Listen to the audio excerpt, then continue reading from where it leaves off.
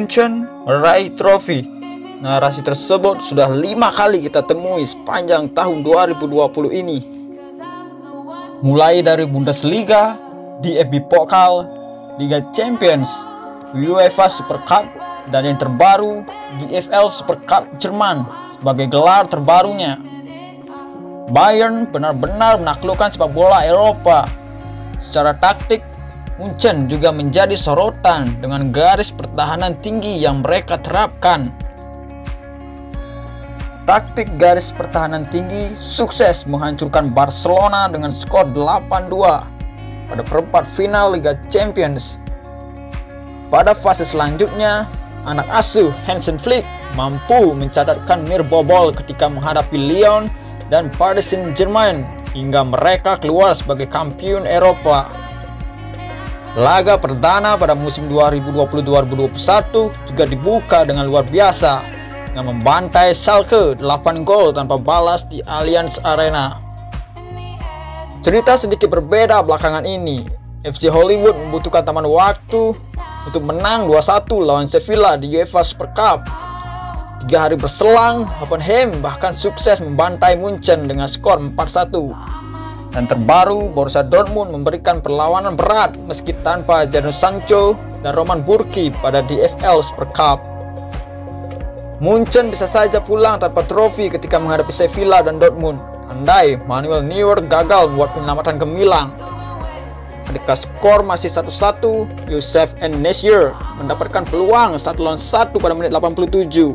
Sementara pada saat melawan Dortmund, Erling Haaland juga mendapatkan situasi serupa pada menit 59 ketika skor masih 2-2.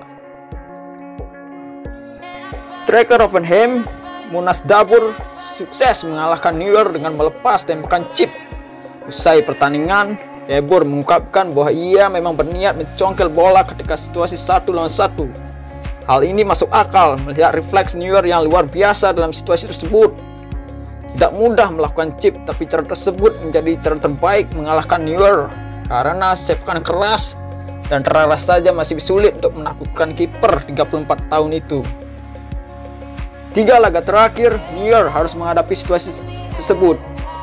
Bahkan lebih sekali ketika menghadapi Hoffenheim dan Dortmund. Hal ini tentu bukan kebetulan, melainkan risiko dari garis pertahanan tinggi yang diterapkan oleh Munchen. Taktik dengan risiko tinggi itu sebenarnya memberi banyak ruang. Ketika bola berada di sepertiga area lawan, Munchen sangat mempersempit area permainan seiring dengan high pressing yang dilakukan oleh pemain depan.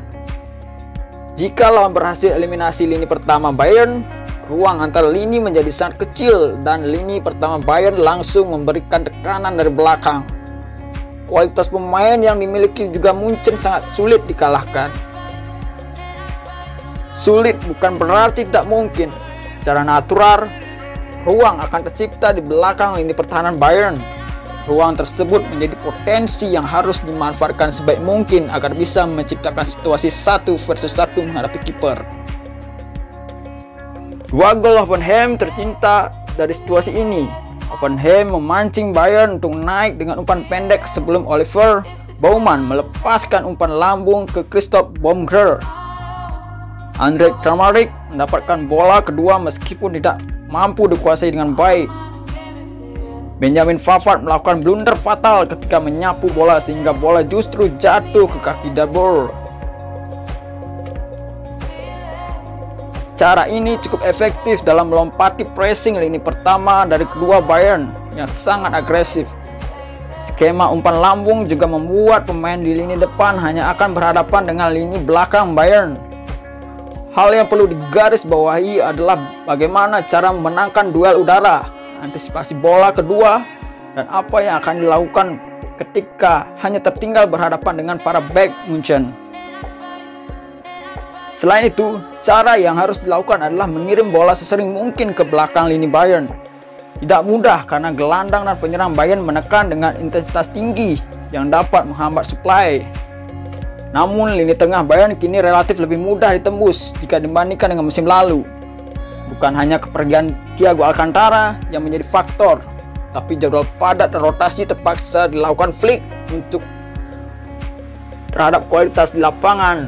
Sekalinya berhasil, jangan ragu untuk memberikan umpan terobosan.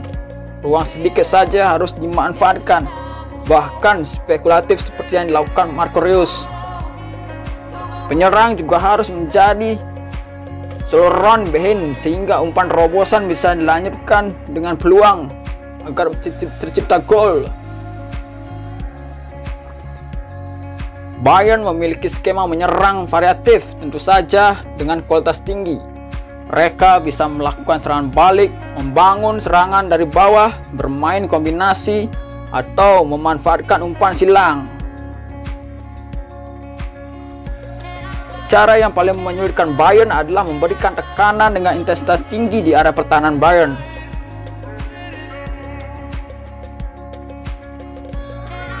Memang tidak mudah mengingat pemain Bayern memiliki resistensi pressing yang tinggi, namun taktik ini lebih menjanjikan untuk melakukan serangan balik dibanding dengan blok rendah. Jarak tempuh ke gawang Bayern menjadi lebih jauh dan masih harus berhadapan dengan back Bayern yang memiliki kecepatan tinggi seperti Alphonso Davies, David Alaba, dan Joshua Kimmich.